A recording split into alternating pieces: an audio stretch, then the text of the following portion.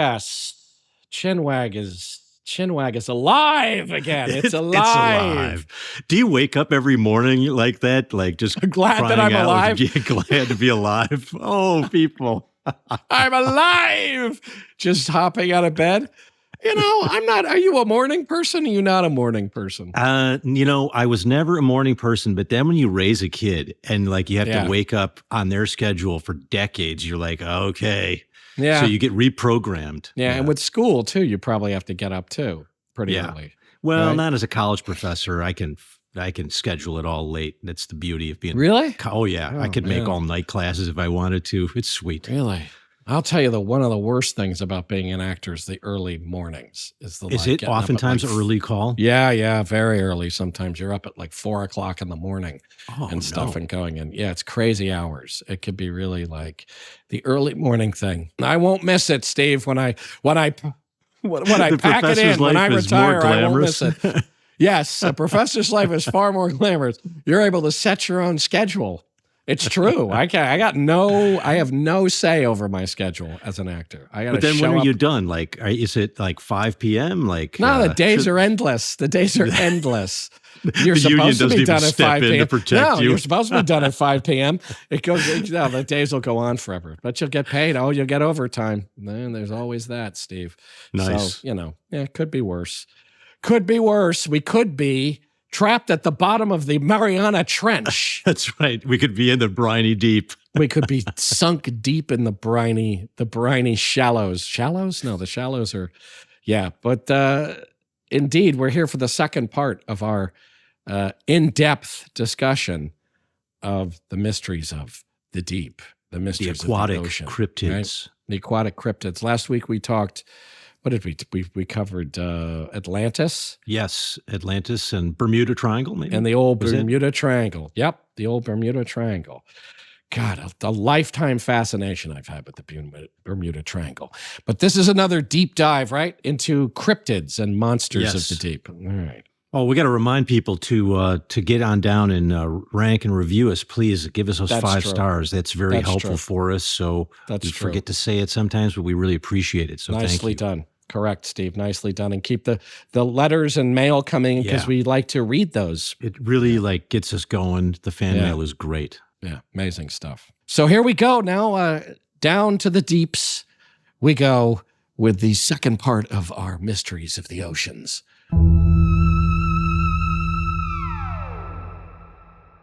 We have arrived at the giant squid. Amazing. And other creatures of the unknown deep. And I want to talk us through one of the great cryptids.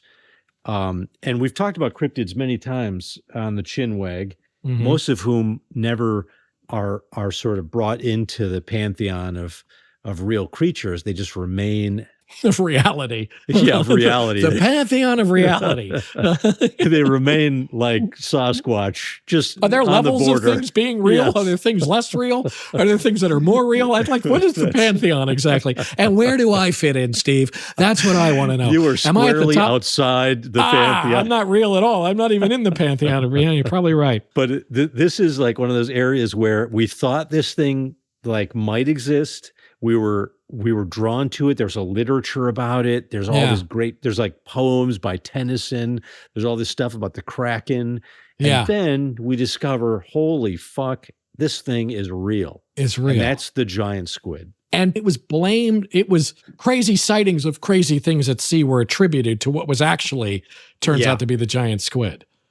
Guys, if sailors had a long tradition of this thing called the Kraken, and the Kraken is it's actually a Norwegian word which means crooked, and it basically, people in the North Atlantic were the ones that frequently said they spotted this thing, the Kraken, giant creature, many tentacles. Actually, real quick, but there's a fucking crazy many tentacles. Okay, yes, there's a creature that Linnaeus describes called the It's like the microcosmos or something in Latin, and it's a creature that he says is made up of many other creatures.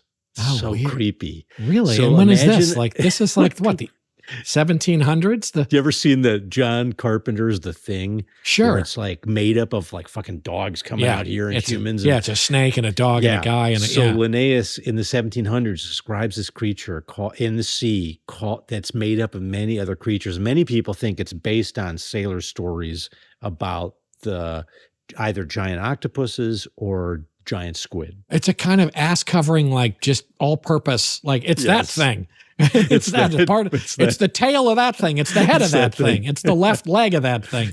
That's interesting. Oh, interesting. So of course, and I know you're a fan of Jules Verne, 20,000 Leagues Under the Sea. That's 1870. And so there Captain Nemo and the crew are attacked by many squids. And then apparently Victor Hugo writes a book called The Toilers of the Sea, which is about an evil octopus. Did you ever read that? That's 1866. You want to know something? I've read it. I've actually read it. The guy battles a gigantic octopus. It's part of the book. It's not the whole book, but a guy battles a gigantic octopus. Yeah. It's a crazy fucking book. I haven't read it. It sounds amazing. It's great. Yeah. And then a lot of this is based on Alfred Tennyson's poem called The Kraken. Now that I have read. It's short and sweet. And it's sort of like there's an apocalyptic force that's down at the bottom of the ocean and it's going to rise one day. And Tennyson's fantastic. I love Tennyson.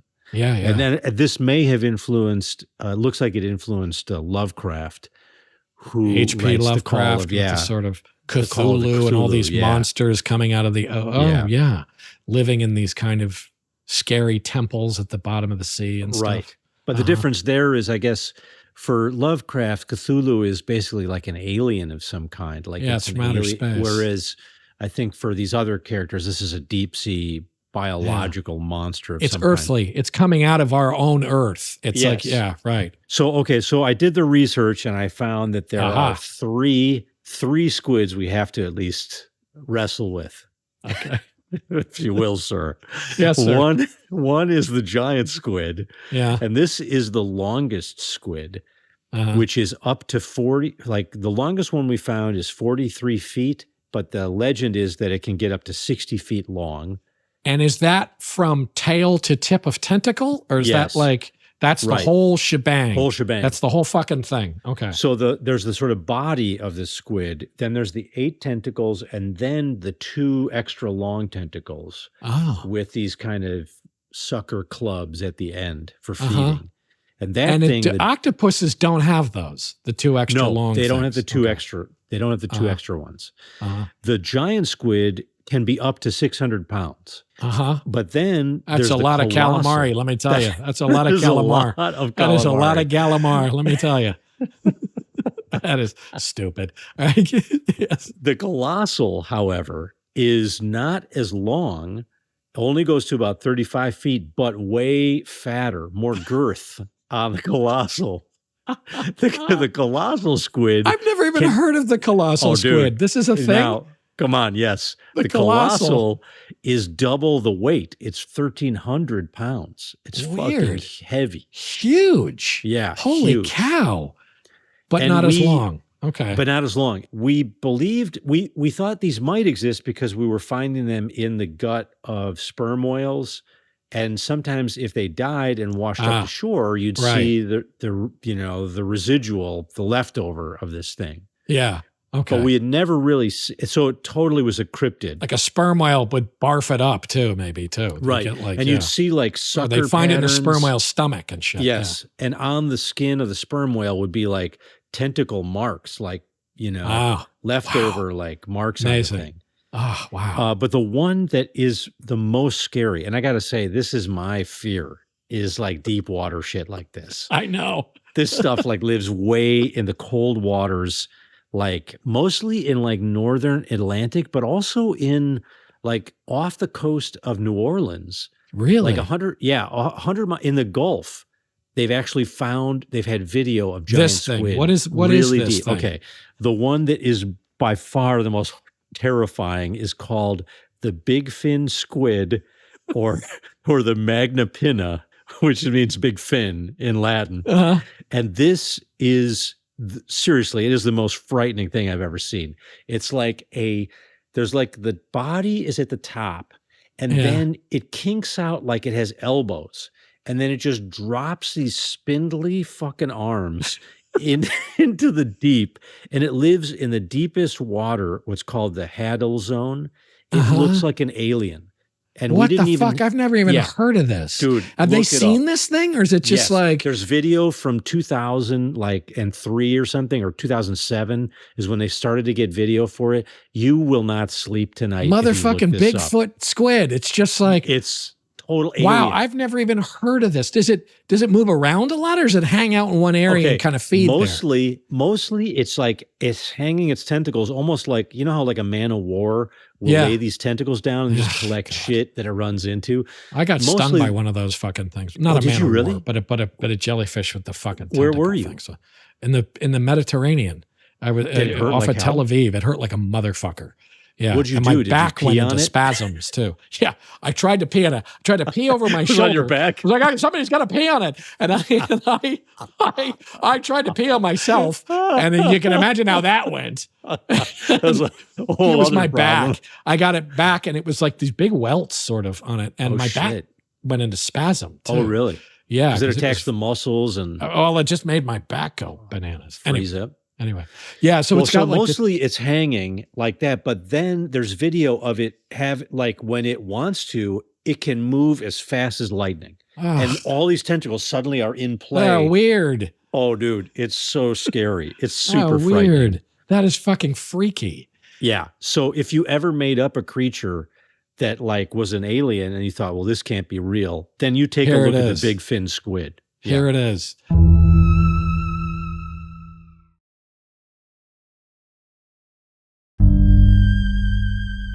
We know like 2% of the ocean. That's all we know. That's the thing. That's what I mean. It's like there's this hugely and there's all those things that live down by the thermal, these thermal cracks. Thermal vents. Thank you. Vent, crack. And these thermal vents, like these gigantic fucking albino crabs that are like the size of a Volkswagen Bug and shit like that.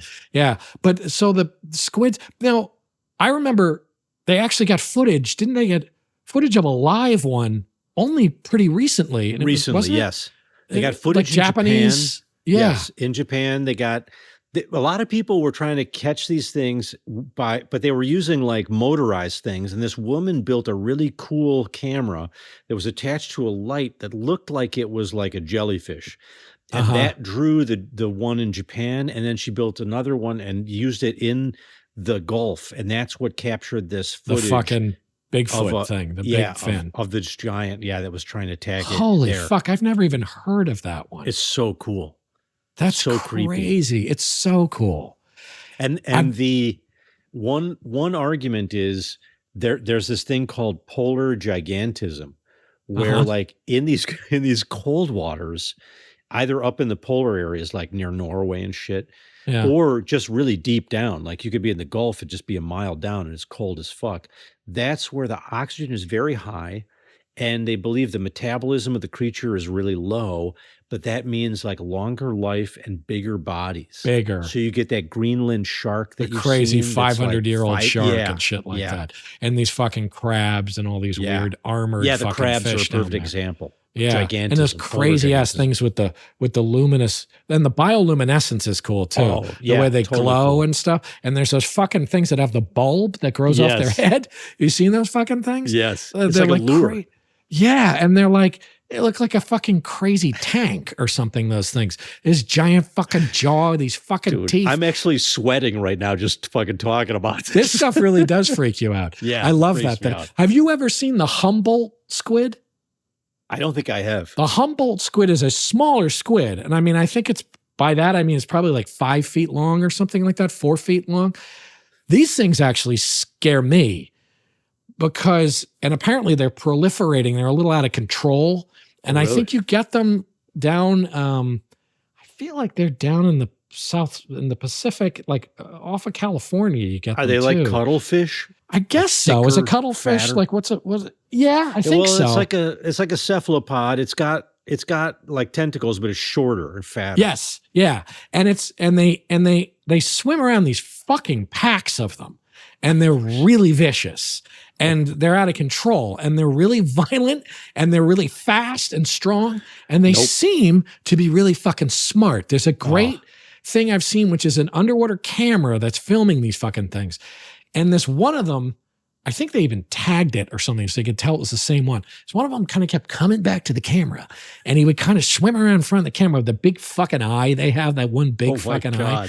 And the thing's kind of swimming around in front of the camera and shit. And it kind of keeps coming back and kind of looking at the camera.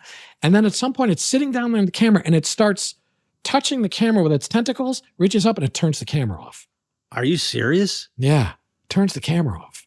Some and of it's these like things probably might be just very coincidence, smart. but the thing seems to be like, yeah, they seem like octopuses are really smart. Exactly. Yeah, very they're really smart. fucking smart. And I have they a whole look like theory aliens. that they do. I have a whole theory that jellyfish are secretly really fucking smart.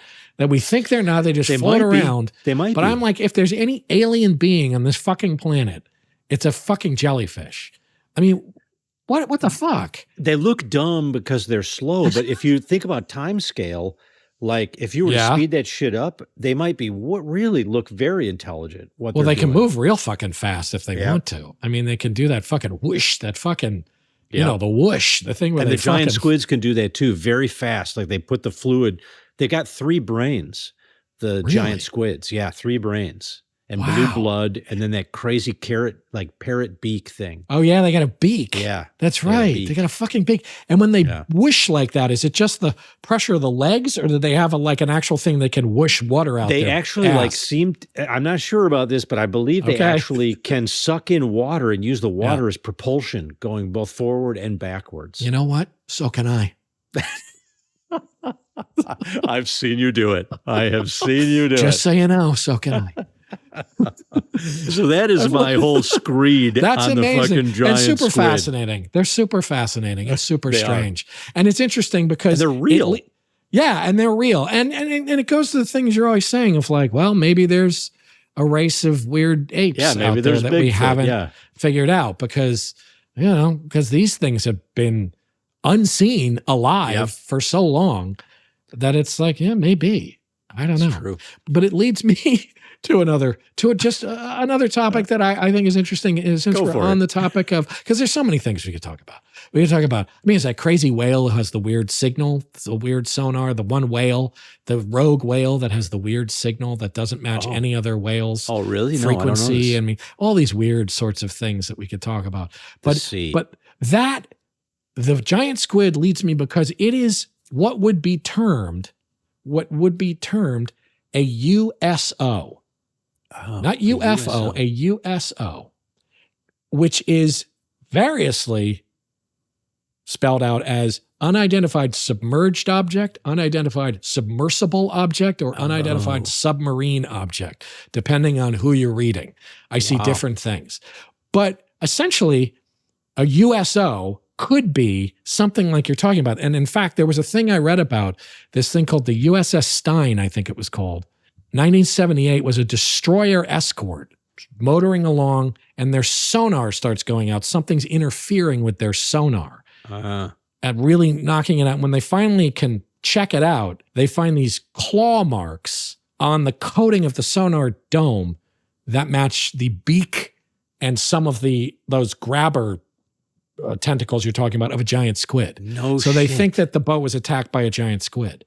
But it constitutes a USO now. It constitutes because they can't identify it. They don't identify it, but they could. And it was another thing that I read about. In 1976, a torpedo recovery boat is riding what's called a cargo parachute. I don't know exactly what this means, but it's some sort of underwater parachute that's acting as an anchor to keep the boat in place. I don't know. It's something they do. And something attacks the parachute, and begins fighting so hard.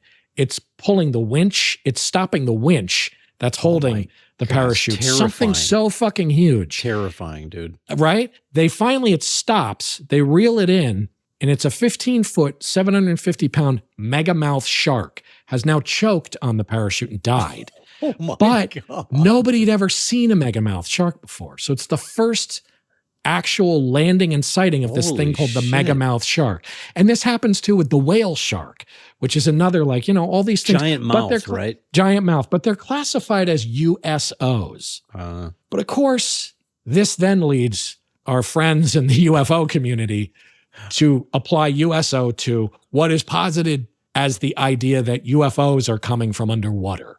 This whole theory that actually the UFOs are marine-based. That's where they're staying. Well, they may be staying there. They may have come from outer space and figured this is where we can hide. Some people posit that their fuel system is based on ocean water somehow. I don't know how, but so they're like, it's a big gas station for them. They're pulling up, or, and this is what I like, they're from down there. Oh, that actually they're from down there. Dude, we're back to the hollow earth. Right? And it does. It ties into for the kind of more fringe theories, it goes into the hollow earth.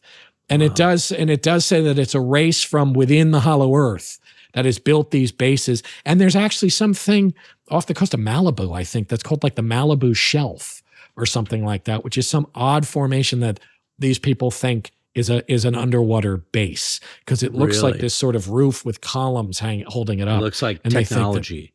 It looks like it was made by creatures. So it's a whole bunch of, and a lot of UFO sightings happen around bodies of water too, rivers, lakes, oceans, and particularly now. Not? Yeah. Well, yeah, and a lot of those things recently, right? It's all of those Navy pilots. They're going and guys across on the ships, water. Yeah. Yeah. All of that some shit. Some go and into the water, right? Some go into the water. Yeah. And some, I think, have been seen coming out of the water too. Though the fucking Tic Tac thing goes in and out of the water. They're like, we don't have this technology to go in and out of the nobody water. has any technology that goes in and out of the water like that. That's a craft going in and out of the water like that. So that's a whole other theory, is that, that it's these unidentified submarine objects, which could cover a giant squid, but for the UFO community, it's UFO bases.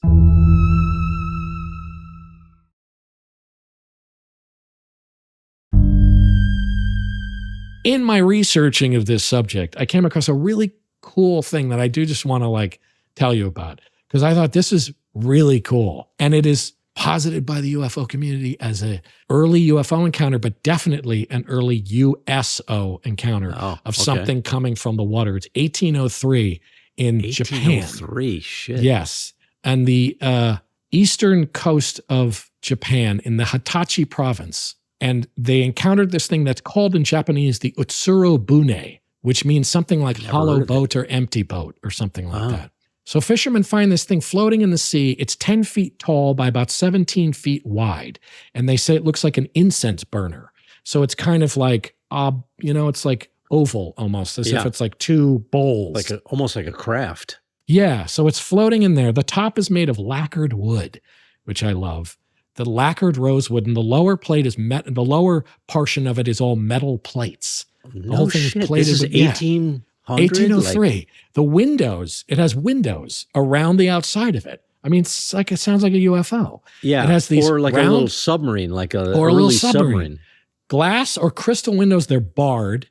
Inside of it, they find bedding, cakes, a water bottle. Inside of it, it's inscribed in hieroglyphs, and a 5-foot-tall woman with pale pink skin, long red hair that has white furry extensions in the hair, speaks an unknown language, and she's holding this box 2 feet long, oblong box, and she won't let anybody touch it. She won't let anybody near the box. Holy shit. And what's really great is there's different versions of this story too, which is what I love too. There's it all has these a mythological quality. It totally to does. It, it totally does. Folklore. There's some speculation. There's a myth about a moon maiden in Japan, a woman who comes down from the moon. She marries the emperor wants to marry her, and she won't. She goes back to the moon. So the Mooncake Festival. Yeah, so it gets sort of like, but this woman. But then there's different versions where she looks different. Her hair's a different color. Oh. And it's all collected in these different collections of legends and stuff. But, apparently it's based on something real. And there are different reports about it. And one guy that I loved is that one of these stories has one of the fishermen speculating that she'd been banished from somewhere because she had fallen in love with the son of the king and she shouldn't. And that what she has in the box is the guy's head. She has her lover's severed head in the box. I love that's the guy's like, oh, I know what happened. I know what's going on. Don't touch that box because it's got her boyfriend's head in it, which I just love. That's dark. I love it. But it's a super weird story. And I loved it. And it's all this kind of, again, there's a lot of speculation that there was contact was happening with the Russians, the British, the Americans was beginning to happen and stuff like this. And that maybe it was a little bit of a kind of reaction to this idea of foreigners, because she was speaking a language nobody knew. And the writing was writing that nobody could identify and stuff like that. And basically they put her back in the thing and she goes back out to sea and nobody saw it. There's a lot of anxiety about like what kind of technology do our enemies have, or, you know what I mean? Like our allies, our enemies. And so I would imagine that there's a lot of projection, like there's a lot of idealism. Oh my God, they're going to have this amazing fucking shit that we don't have. Yeah. Or they don't have, they basically don't even have the wheel yet. It's like a way of like projecting like anxieties about your competition with that's what it seems like societies. It could be. Yeah. But it's that's so strangely specific too. Like, isn't it? Like the wood is like, it's like a lacquered wood on top. Yes, that's what I think is so great about it is the details of it are really specific, that she had weird white extensions in her hair and stuff like that. And like, it's really like, there's something about it that feels oddly convincing in some weird way. You can just imagine. And I have to imagine somebody has to have made a weird movie about this. There's got to be some great Japanese movie about it. I had never heard of USOs before. Like when you describe it to me, it makes perfect sense. Like let's imagine that like an H.G. Wells scenario where alien or even just panspermia is the idea that I'm sorry? Life is... come again? I'm sorry. Excuse me. Follow me here. Okay. Panspermia is the idea that like life is coming like in a seed form from another part of the galaxy or another part of the universe and landing on Earth and developing here. Yeah. Why should we assume that the terrestrial form, which produced us, is the dominant form? Why not like a fucking deep water? Yeah. You know what I mean? That's the thing that's been here longer. And that's the thing that's been here. And they developed this technology. Even more intelligent. Holy fuck. Holy shit. I got to tell you, the transpermia, besides the word freaking me out, giving me a little bit of a thrill. It's the idea of that really freaks me out. The notion that it's this accident that just like, we came on a meteor or something, or we came, oh my God. That's just like, that makes me just go, what is the point? It's cool, but it just makes me want to throw myself under a bus. I'm like, what is the point? That it's just this accident. You're not special. No. Yeah, you're not special. It makes me feel not special, Steve, and I like to feel that I'm special. Hey, I'm an actor, Steve. I like to feel special. Fans of the Chinwag, just know that you are special. Thank you, Steve. You know what? You guys are special. You're particularly special that you've listened to us natter on with this bullshit for I don't know how long. Now. This is some deep flummery right here. This is some deep dive flummery, but it's some good stuff. And there will be more in the future, I'm sure. There's other things we didn't even get to that we can get to at some point in the future. But this was one hell of a wag. One hell of a ride. Boy, I'm all wet now. Oh, that sounds weird. Why did I say that? Jesus. But relevant, yes. Relevant, but relevant. You're all wet like a USO. Indeed. Thank you. And that's it for the Chinwag from us for now. So wag on weirdos. Wag on weirdos. Chinwag out.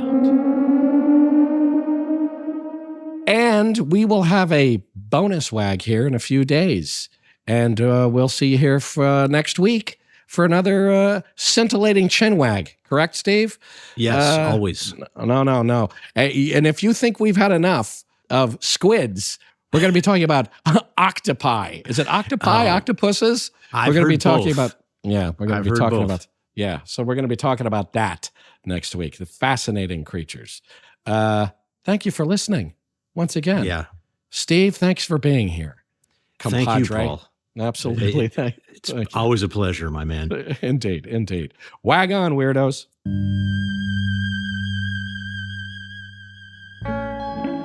Chinwag is a production of Treefort Media and Touchy Feely Films, hosted and executive produced by Paul Giamatti and Stephen Asma. Executive producers for Treefort are Kelly Garner and Lisa Ammerman. Dan Carey is executive producer for Touchy Feely. Our series producer is Rachel Whitley Bernstein. Original theme music by Luke Topp, with additional music by Via Mardot. Oscar Guido is our executive in charge of production. Tom Monahan is head of audio for Treefort. Audio production supervision by Matt Dyson. Editing and mixing by Jeff Neal. Animation created by Alex Sokol. Research assistance by Aidan Brooks.